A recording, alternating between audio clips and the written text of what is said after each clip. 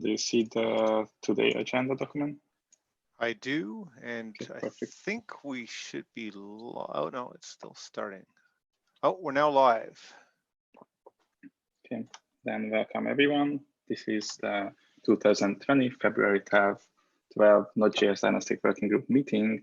And today we will start to discuss the current issues in a time box manner. Then we are going to switch to do a deep dive on a memory leak user journey. And we are in a good shape actually with memory related documentation. So it will be mainly focused, I believe, on the user journeys of specific tools and the gaps around those tools. So let's jump to the agenda quickly. We don't have many people today. We just changed the time 2 weeks ago, and it looks like maybe we need to discuss it again. But there is one item which is kind of the future of LL node, if I believe, right? Which was maybe we can discuss that one. Yeah, I thought it was worth discussing that one before we dove in. Okay. Okay, so I know we discussed this before like several times, but I'm proposing again removing the review restrictions on LL node because over the past year and a half, the activity of other maintainers and contributors have fallen a lot. And we can see that by last year, when I was trying to merge the patches to make LL node work with Node.js 12, it took months to get everything merged. The patches were done in October, which was around the same date that V12 went LTS, but we only released a version of LL node with V12 working this January. So it was 4 months, I think. That folks were not able to use LL node on V12 because reviews were delayed. I tried to ping several times, folks, but since the project is not a priority for many, it ends up taking weeks or months to get reviews. And due to the nature of LL node, for it to stay relevant, it needs to stay up to date with at least LTS, preferably with Node.js master. And with the current speed, it's not possible to do that, even if someone dedicates their time to fix V8 every time it is upgraded. Yep. I mean, I think your suggestion is totally reasonable. Like if we just picked a time that said, you know, after 2 days, 7 days, what's the right number of time if there's no reviews, things can just land. Mm-hmm. Yeah, I think that would work. I mean, because it's like if you're doing, you know, if there's nobody else, the challenge I can see is it's probably not one of the easier things to review, and people are probably just reluctant to LGTM if they haven't reviewed it. So, you know, I think if you think it would work to just say, let's pick a time, that way if people do want to review, they've got the opportunity, but it doesn't actually slow things down by too much, right? Yeah, I agree. So what do you think is a reasonable time? Like, you know, is a week going to delay you too much, or is like, so, and if the answer is yes, then it should be like, we could propose 2 days, right? Or what's a reasonable, you know, time that you think it's okay to wait, that won't impact you too much, but gives people a chance? 3, maybe 4 days. Okay. So I think, because it's a separate, it's under Node.js, Node.js LL node, right? Yes. So I think if it's just in the, is there a contributing there? Yes, we already made it more flexible than the one we have for Node Core. Right. But I can send another request to change it a little bit again. Yeah, so I would just suggest PR in that change, and if anybody complains, then it's kind of the, well, okay, then we need you to be more active to help get reviews done, right? Yes. Okay. How should we like announce this change?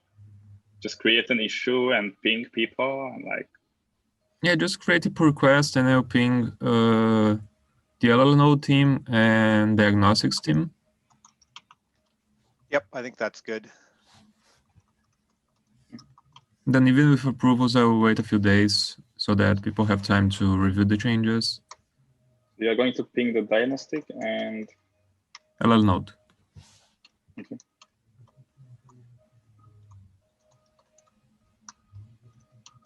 Okay, cool.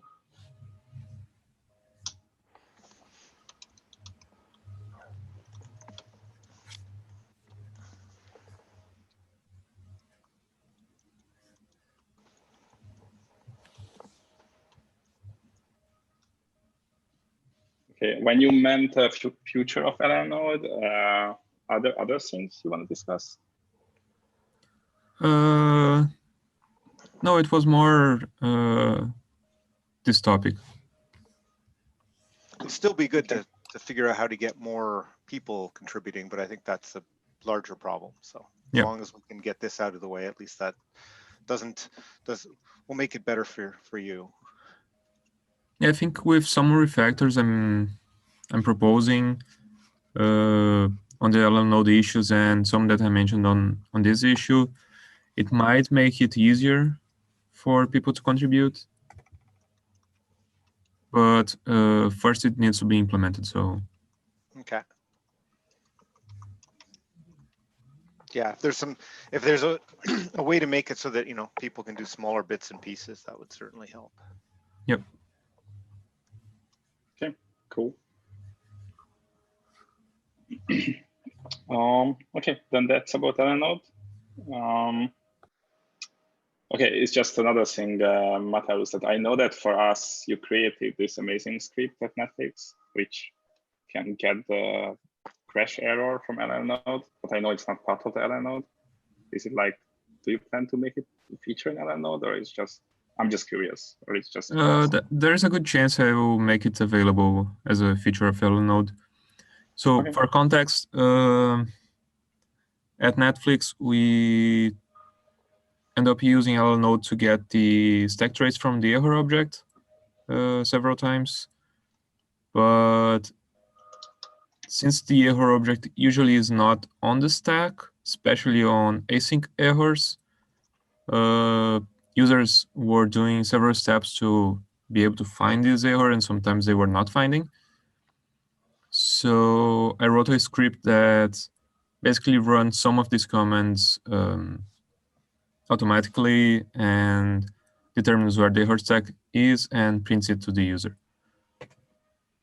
I'm just asking because I really love that feature. I use it almost every day. Yeah, that sounds great. It also sounds like something that in the crash diagnostics that we were talking about would be a good thing to, like, once it's in, to say, and here's a useful tools that you can, or a command that you can use to be able to easily get that kind of thing. Yep. And I think it could be a really win-win situation because it's a very useful feature, but obviously now we internally have to do this scripting setup at the beginning. So it would be part of the LL node, both the community would have a new feature, we don't have to do it. So I think it's a very win-win situation. Okay. Nope, definitely sounds good. Are there other items we need to go through, or we can switch to the deep dive? Is there anything new on 349?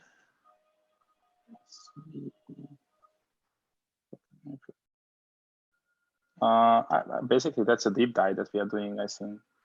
Sorry, then the report semantics. No, because 349, I think 349 is. Oh, yes. Oh, yes. So you're right. Yeah. I'm just curious if there's any more discussion in the issue there. Actually, I'm not sure what is this. It's related to node report. And this is what we did spend some time talking about, I think, this last time. You scroll to the very bottom. Let's just see if there's.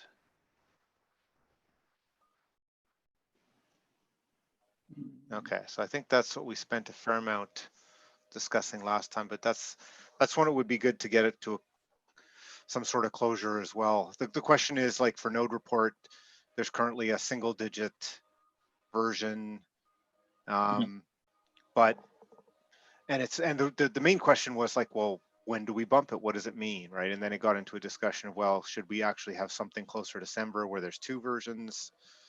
And so we had a discussion. I don't want to make noise because I wasn't here, so I don't know the context, but why isn't it versioned together with the node.js? Why does it have to be a separate one? Isn't it part of the node core now? Yeah, well, why is the versioning? I guess I'm just, like, you can basically see a change where the major, like when you have a new major version of Node, that doesn't mean that the report is different,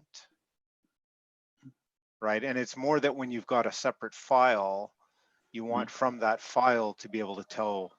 But do we expect that we are going to release the report without a new node release?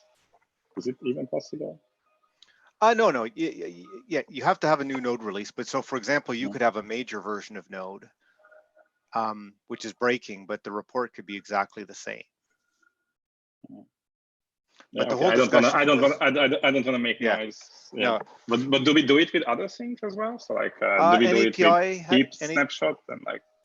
An API has its own number.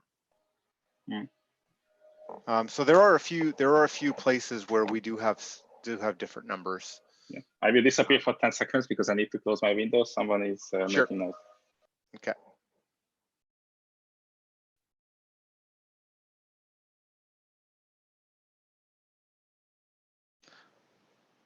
But I didn't want to derail too much. I just thought if there was some discussion there and we could close, but there doesn't seem to be. So let's flip back to we can leave the discussion in GitHub and flip back to the deep dive. Actually, I see we have 2 people in the attendees. Can you promote them, please? Yeah, sure. Sorry.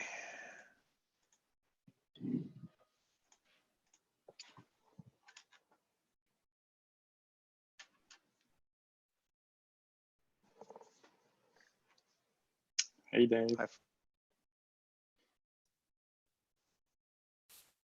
Can I promote? Yeah. Okay, there. Ruben's in too. Hey, sorry about that. No worries. Yeah, I think Dave thought this is the first time for you. Do you want to really quickly introduce yourself?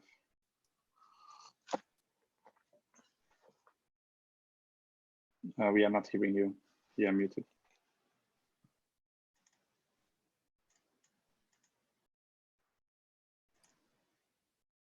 I just tried to unmute you. Yep. Yep. Okay. Now. Hey, yeah. Dave Anderson. I work with Peter at Netflix, and guess I'm interested in getting involved in this. Hi, nice to meet you. Nice to meet you too. Thank you. Okay, so about versioning. Yeah, I don't know. Yeah, I was just saying we might as well. I'm just curious if there was anything and we were closer to agreement, but it doesn't look like it. So we should probably flip back to our original plan. Okay, I will read the context. Yeah. Okay, is there other item we should discuss now, or we should switch to the deep dive? Deep dive sounds good to me. Okay, then I'm going to switch to deep dive.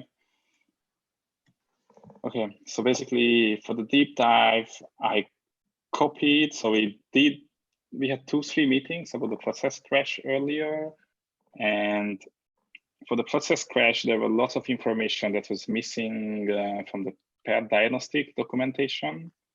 So first of all, I copied that documentation structure, but the memory leak is in a much better state, to be honest, than the process crash was. We already identified existing tools. We were writing with a bit side effects, symptoms.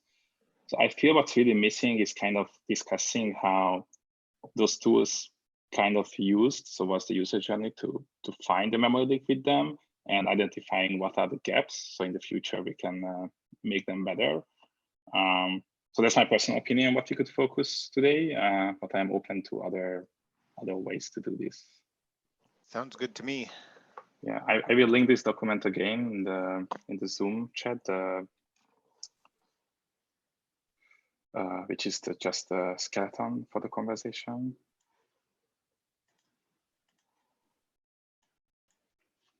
Okay, I linked in the chat.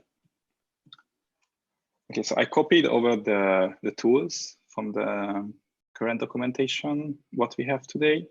And I read them, and only the snapshot was calling out gaps. I'm pretty sure the others as well. So maybe just simply we could start to go through, like, how would you do it with heap profiler first and heap snapshot? It's the same what we have done for the process crash. So the process crash, basically, we were calling out, like, actually, we did it in 2 runs earlier. So we kind of discussed what are the tools and what are capable. And in the second run, we kind of discussed, like, I'm looking, yeah, this is, yeah, we kind of discussed the steps, like how to do it. And like, we also discussed what are the characteristics. I'm just thinking how to split it up now. Maybe we can start to just discuss the tool first and then also add the steps in the same round. Did we intentionally leave the sampling heap profiler off, or is that, because when I click on the using heap profiler? That's a very good point. No, probably we should add it. Yeah, I've had pretty good luck with that one. Heap profiler is production before. Sorry? I don't think there are 2 heap profilers. I think there is only the sampling heap profiler that is usually shortened as heap profiler.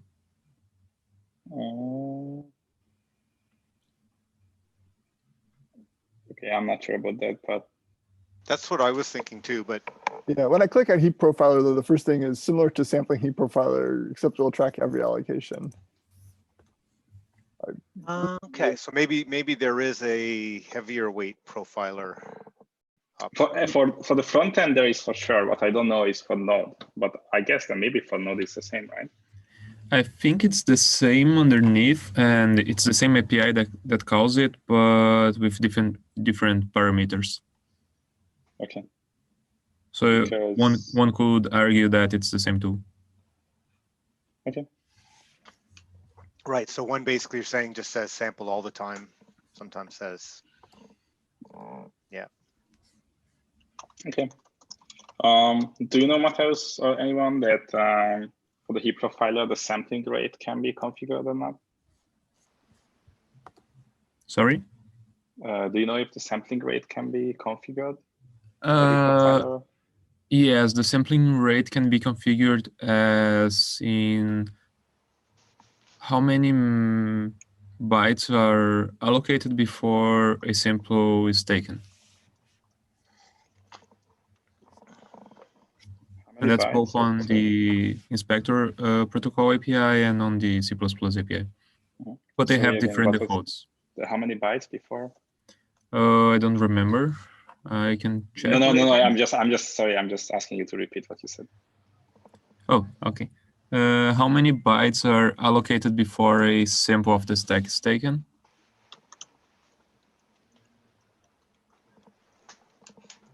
Okay, and this is both configurable by JS and C++ API? Inspector and C++.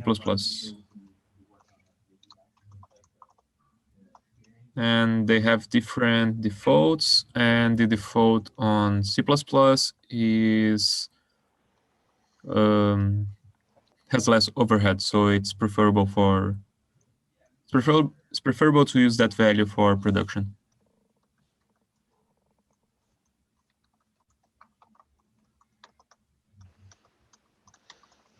Okay. Sorry, this was very immediate, but we started to talk about this, so I wanted to capture. This may be another slightly off topic, but like, do we think there's any value in a command line option to be able to turn on the sampling profiler? Yes. And then dump a summary on end of the process? Yes, I opened an issue about that on Diagnostics, but it's more general. It's being able to trigger anything that the inspector can do via the command line. Right. So you don't have to install external tools to do that. Right, and there's no open socket either, right? Because yeah, I remember you opened an issue about locking the, using the inspector, but I hadn't quite caught up to read that part, which sounds interesting to me. Is that the same issue or a different issue? It might be a different issue. Yeah, I think it's a different issue. Okay. Okay, to jumping back to the beginning. So from the context of memory leak, so when you pick either the heap profiler, sampling profiler, then what's the context of why you are picking it?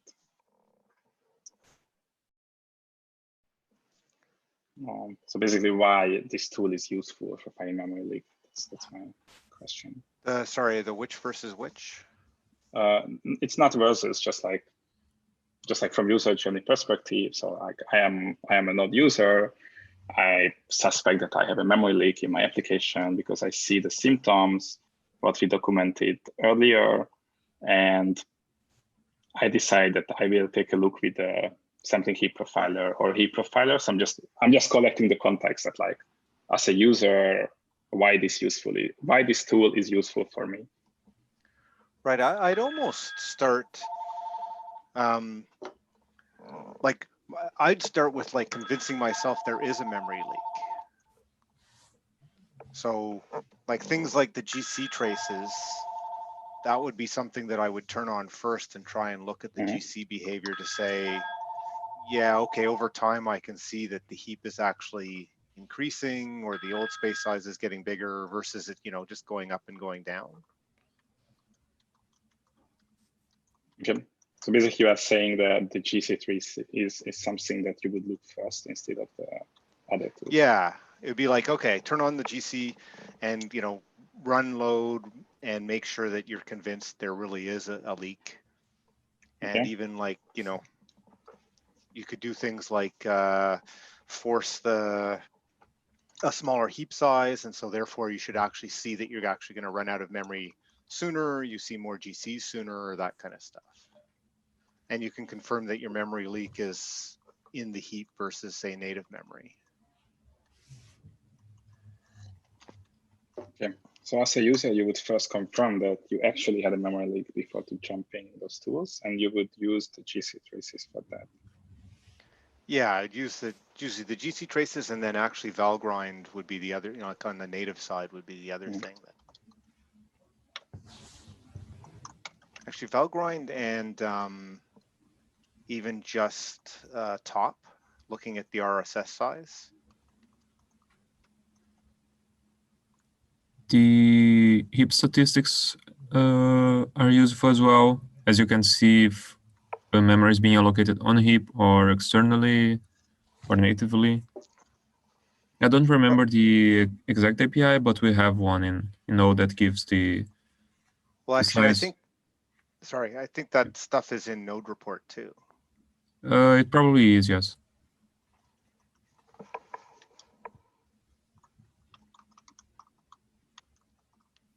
Yeah, I would probably start with Node report before GC traces because it will give similar information in a more digested way. Yep, agreed. Okay. So I guess Node report is the most, let's say, official kind of built-in feature. Then GC traces, then the Valgrind is if you have native code. And the top is kind of just probing, right? Yeah, I might put that up closer to Node report too, though, because it's kind of like the first sanity check that, like, hey, are you really, you know, or whatever the Windows equivalent, the process manager, like, are we really seeing something that looks like a memory leak or not? Okay, I will write that it can help to build a suspicion because it cannot really, One other thing I might add to the symptoms is a lot of times we see like kind of random, not random, but like seemingly unrelated exceptions, like something about like string operations or something. A lot of times these are due to like memory leaks. And if you're new to Node or not familiar with it, a lot of times you start blaming other things, but what really was just running out of memory.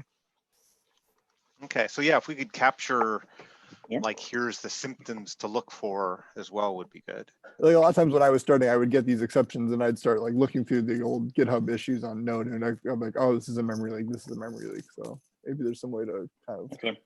Could you repeat, Dave, again that I can capture right now? Oh, a lot of times when I first encountered memory leaks, so there would be some like it'd be an operation around like allocating a file handle or allocating a, you know, a string or something, that and it would crash on that. Then that would be the exception trace. It didn't like explicitly say I was out of memory, so it took a bit of like searching around on the internet to kind of figure out and kind of develop this intuition that these probably are memory issues.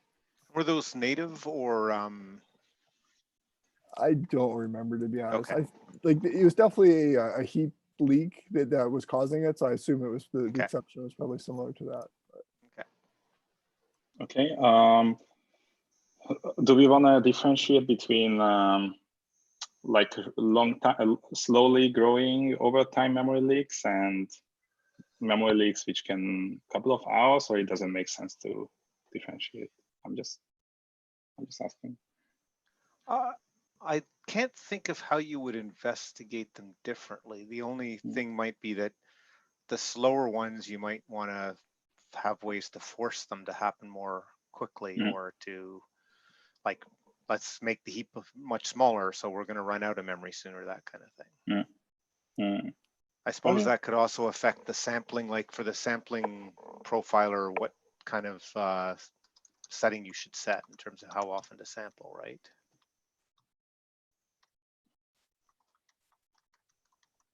Because you're kind of looking, you got to get lucky to find the one with the sampling one, and if it's slow, you might have to sample more often. Typically, when I've seen it run out of memory really fast too, it's not so much a leak as just that you have like too many in-flight requests and you're not throttling correctly or something. Like if you run out of memory in like seconds, it's usually, unless you have a really small heap size, I suppose. Okay, so basically you're saying that running out of memory doesn't always mean that it's a memory leak. Yes, that's a good point. One other thing I do that is not a perfect science, but if I suspect there's a memory leak, but I'm like a little fuzzy about it, I'll like take that instance out of rotation so it stops getting traffic. And then I'll see if the memory comes back down after a certain period of time. I know there's no guarantees with like the way garbage collection works, so et cetera, but I find like an often in practice that, you know, if I run the sampling heap profiler where I suspect there's a leak and then I let the traffic drain for a few minutes and take another profile, I can usually diff those two and have a pretty good idea of what actually leaked.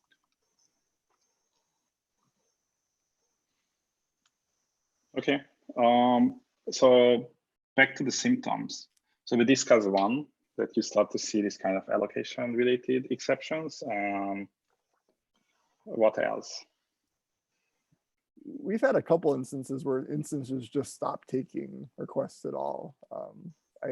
Unfortunately, those instances weren't really instrumented very well. Like they were just kind of random apps that I was helping debug. So I don't really know why, but sometimes the symptom users is just, it stops responding at all to my requests. So was it because the GC was trying really hard? I didn't look like that. I'm not really sure. Like there was probably some exception that they were catching and just swallowing or something and not responding to. I don't know, but it's not very useful. But certainly getting more and more frequent GCs. I mean, it means you're getting close to your heap, and does probably mean may not mean that there's a leak, but it's you will get that if there is a leak, right? Yeah, it's true. If you have some sort of metric that says how much time you're spending in GC, if that's going up and up, that's probably a bad sign. Right. Okay. Yeah, especially if you can't somehow tie it to the load that's placed on the instance. And Node has an error that it's running out of memory, right? And I believe it's different what Dave is mentioning with the allocation error, or no? Yeah, I'm pretty sure you can get an exception that's like, hey, I ran out of memory, right? Yeah, if you run out of old space, and after if it tries to garbage collect, it can't allocate enough memory, it can't free enough memory, it will throw an exception. I wouldn't use the throw an exception terminology because it seems like something that can be captured on JavaScript. Okay. It crashes on native code within the garbage collection. Yeah, one thing too, depending on how you have Linux configured, there's like the killer too, like out of memory killer, and sometimes that'll kill you before you actually totally run out of memory. So there's like worth reviewing those logs to see if that's what's killing you. Yeah, That's That very will good. happen if you have memory leak on native code, Oh, is that only Be- native? Okay. because V8 will not be able to track it. So the memory will just keep growing until your host runs out of memory, and then the kernel will eventually kill it. What was the name of the log, Dave, that you mentioned? I'm not. It's called the OOM killer. Let me. I forget the name of the log. I think it's in our runbook. I'll look it up and add a. I think you can OOM? end up with something in the syslog from that. Yeah, it's probably something. I just don't remember the. I'm sure you're right. Like, and it's going to vary based on the distro. Like, it might be like varlog syslog, or it could be var or messages or whatever. I've seen a bunch of different. Yeah, you can probably see it if you run the message to get the system log.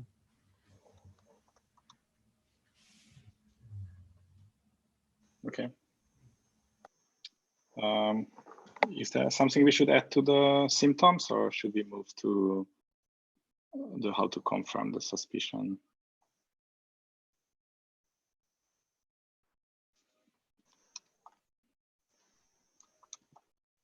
Okay, I guess silence is, we can move. Okay, so before this whole conversation, we started to add that we built a very strong, I mean, maybe not very strong, maybe strong suspicion based on these symptoms. We start to use top to kind of confirm that. The node report. Should we discuss like what would you look for node report, or just look for the heap usage, like it's higher I think than it's you worth expected? us writing, Yeah, like looking at what information is in there and writing a little bit about how to use it in a situation. Okay. Anyone who added is a more familiar? I just added a Go ahead. comment out of memory. At least that's what we stupidly look for in our run book. So that might help you in some cases. Oops, I missed it. Thank you. It's the JavaScript heap field. Okay, thanks. It will have total memory, total committed memories. It will have a lot of fields. Let me see. Michael, we have Stephen in the waiting room. Oh, okay, thanks. Promoted. Thank you. Sorry, Matthias, for the distraction. I thought we had a total heap size. We don't have. We have per space. So the user would need to sum the size of all spaces and compare to the total size allocated. We could probably improve that. Yeah, that's something that we should think about in terms of, yeah, if we can provide info in a better format, and then even think about ways that like multiple node reports could be processed to say, yeah, we think this is a leak or not. Those are things that we could work on.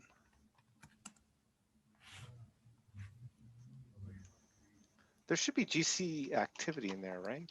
As well. Maybe not. I don't know. It doesn't. Okay, because that's something I thought we had, but I guess didn't, in terms of like last few GCs kind of info.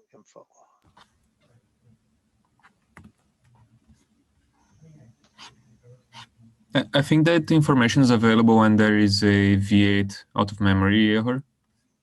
When it crashes, it prints some information about the last few garbage collections. Right.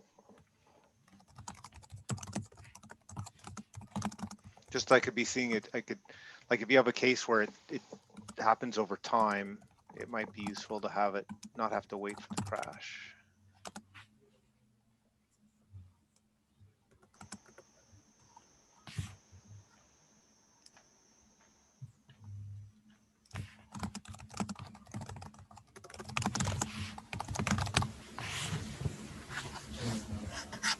So it looks like maybe we have an action item here, what we could improve. Should we open an issue about it, even if we are not implementing right away?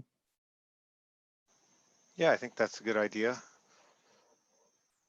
Could be like consider whether we should, add a new field, a summary field effectively, right? That. Thank you, Matthias. Does it mean that you are planning to do it? Yes. Thank you. Okay, anything else about node report?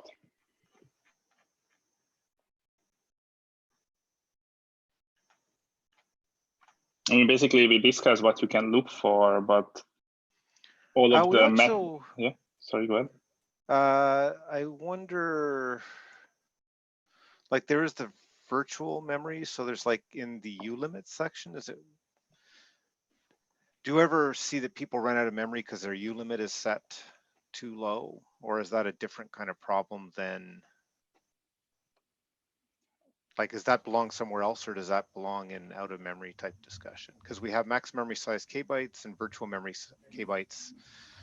And I have seen cases where like you run out of memory, but it's not because you got a leak or anything. It's because you've set one of these things low enough that, your heap goes over it and you just get an out of memory.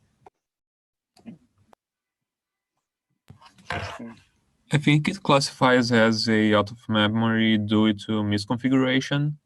Right. Which can also be, for example, the max old space size could be also considered misconfiguration if you're running an application that needs more memory. Yeah, I think that misconfiguration is actually a decent, yeah. And then there's a few things you can look at in your node report to say, yeah, is your configuration for the GC appropriate? Are your ulimits appropriate?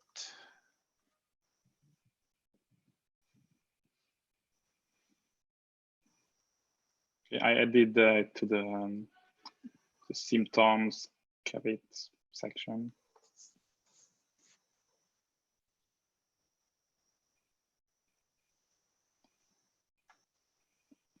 Okay, should we move to the next one, GC traces? Sure. Do you want to talk about this, Michael? So I guess this is the case where it looks like your memory is increasing, but you want to see, like, it's interesting to see that GC is actually working harder and harder versus you're just filling up the memory, right? Because so I would generally turn it on and see that, yes, it shows you the amount of memory you're using, and you can sort of easily see the direction upwards, and that you also see that you're not just going up and down, that you're just sort of going in that one, the sort of floor. Like almost every GC cycle, you can see that, like, maybe you pop up 50 meg or something like that, right? And so that you're just, even though the GC happens, the floor that you're hitting keeps getting higher and higher and higher, and that's a pretty good sign that you're losing memory in the heap itself.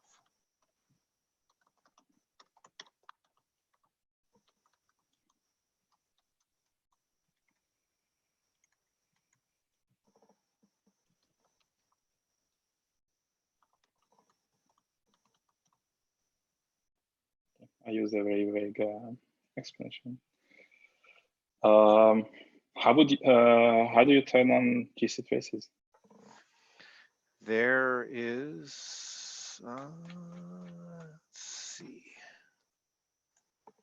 GC. I'm just gonna Google here because that's what I always do. I'm asking because for this pattern that you're describing, I think most people just send just looking to basically some metrics data, like an APM data. Yeah, there's command lines that you can use to start node with. So node GC command line. I mean, and they're basically V8 related options. So let's just see. Just trying to think, remember. There's -- trace _ GC.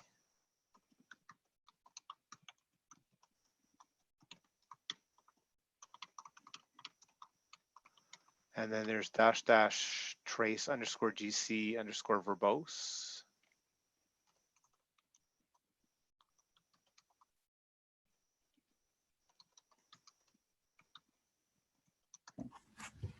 So those would be the two that I would turn on. There's also a C++ API that you can use to basically detect how long the garbage collection is taking. It's two callback APIs, one at the start of the garbage collection and one at the end. I'm almost sure the first one will also give you the size of the heap, and maybe the second one the size after the collection. That would definitely make sense. The information is definitely available. I'm not sure if we have something on Node Core that allows you to do that programmatically without restarting the process with a flag, but the information is there. So maybe it's something that we can improve, or it's a JavaScript API that I'm not remembering.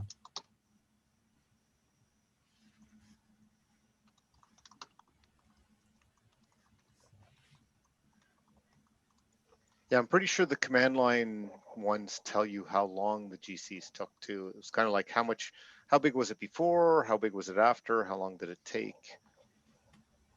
What kind of GC is also on command line? Yeah. Okay.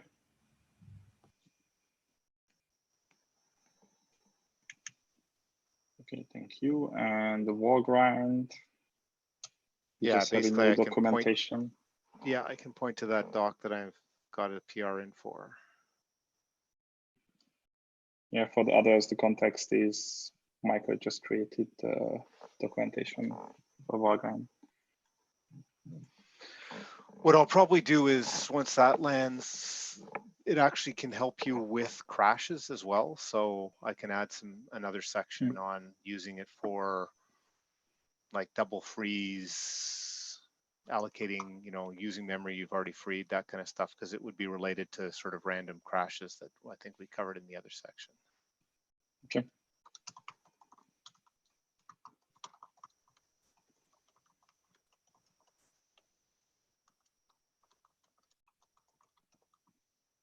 Well, it's actually adding a crash related section. Oh. Because this is the one I wrote is about using it to find memory leaks versus the other ones, but it's also useful for like native crashes. Oh, okay. Cool. Okay, so we discussed what are the symptoms to look for, how to confirm it's a memory leak. Is there anyone we want to add to the how to confirm, or should we move to how to track it down, how to root cause it?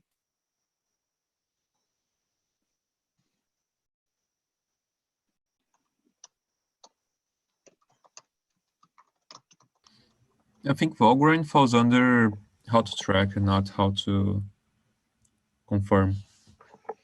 I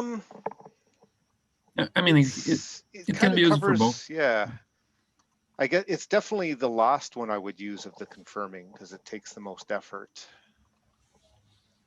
But it does help you figure out where too, because if it's a native leak, it can help you find where it's being allocated.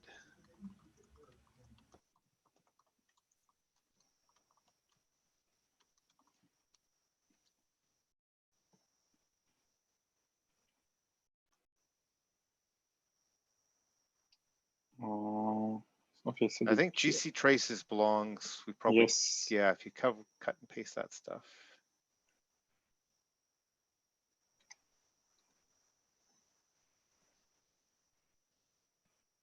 Okay.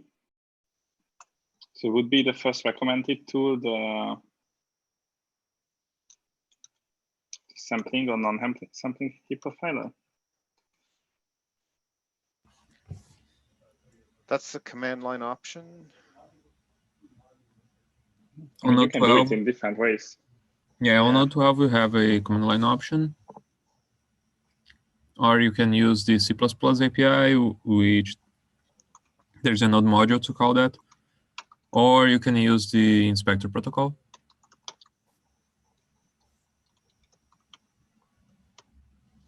I'm just thinking like that versus using the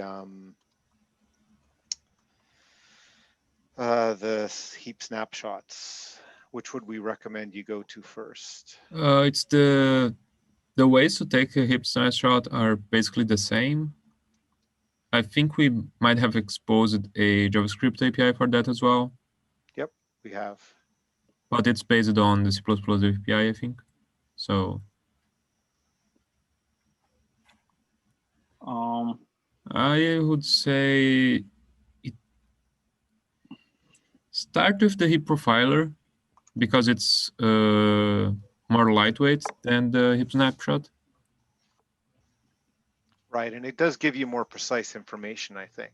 It gives you a different kind of information, which I think in most cases will help solve the memory leak. There are a few edge cases where the heap profiler will not help you and the snapshot will.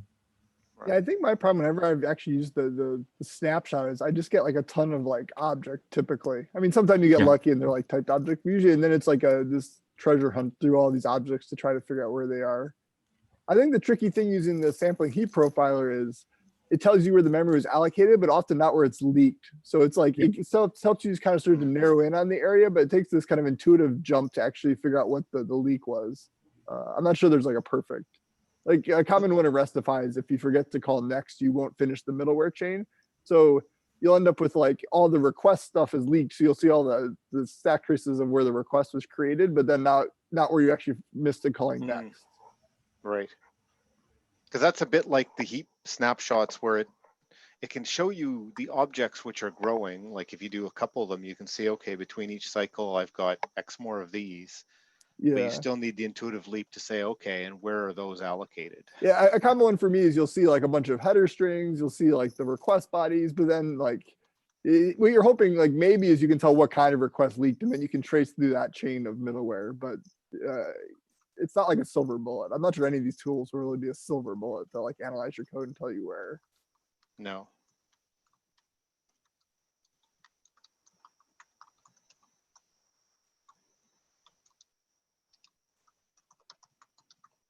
Okay.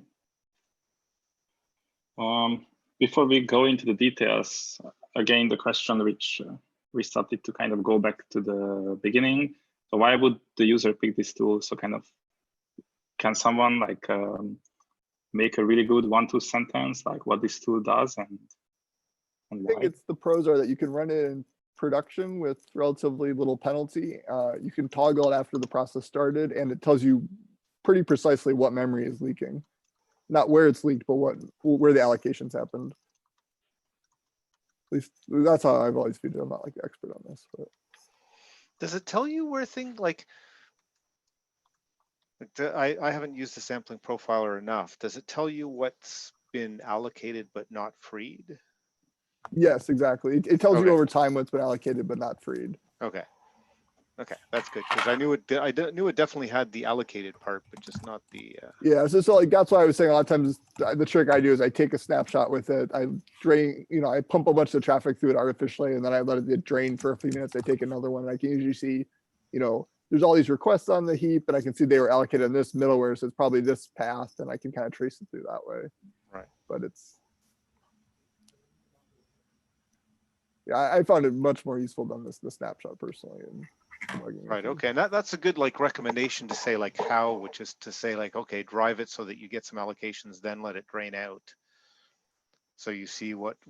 Yeah, I'm not really too familiar how the garbage collector actually works, and there's probably some cases where if there's not enough memory pressure, it won't actually run GC. But in practice, at least, if you can drive 10,000 requests through the container over a couple of minutes and then let it drain, kind of thing, you can usually get a pretty good idea.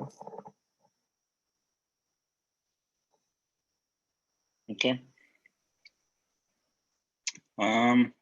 I guess if you want to talk about the negative things, it's the heap snapshot has a big overhead, but it only has an overhead when you are grabbing it.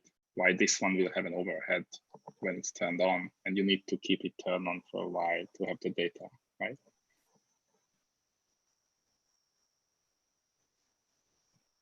I mean, you can turn it on programmatically only for a period of time, but it's definitely more time than the snapshot because the snapshot is a one-off thing.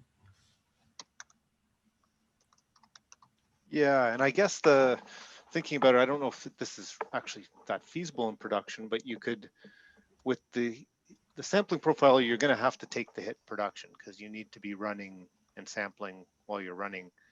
The heaps snapshot, I guess in theory, you could drive traffic to a node, then stop driving traffic to that node and take a snapshot after the fact.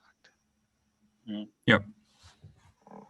And Also, that would take some mechanics, but it would be possible. I think one information we are missing is what is actually the overhead of the heap snapshot. Because we always tell people that it has a overhead, but we ran it in production last month, I think. And it ran pretty quickly for a 600 meg, I think, heap size. You mean did you mean the snapshot or the profiler? The snapshot. The snapshot, okay, right. So maybe there was some optimizations there. Maybe people were using it wrong. Like maybe the C++ API is way more expensive than the inspector protocol API. So I think it's worth revisiting our position that it's not safe for production. And we should probably do that in sync with the V8 team because they have information on how it works.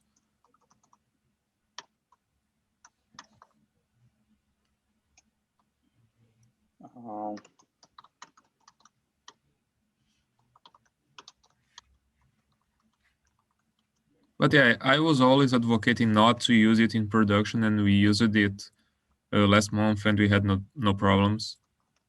Of course, if you have a larger heap, it will take more time, but one gotcha is you need 2x the memory too, right? So if you have to catch the leak fairly early. If you're like, at 80% of your system's memory, you can't run the heap snapshot. Yeah, I used it on, as mentioned, I think it was 600 megabytes, and it didn't jump to 1 gigabyte of memory while running. So oh, interesting. I'd always read, like, at least in docs or anecdotal things, that you needed 2x the memory to generate the snapshots. Maybe that's not the case. As I mentioned, maybe it's the API that was being used because people usually go to the C++ API. And last month I tried with the inspector API and there was no problem. Or maybe V8 optimized something.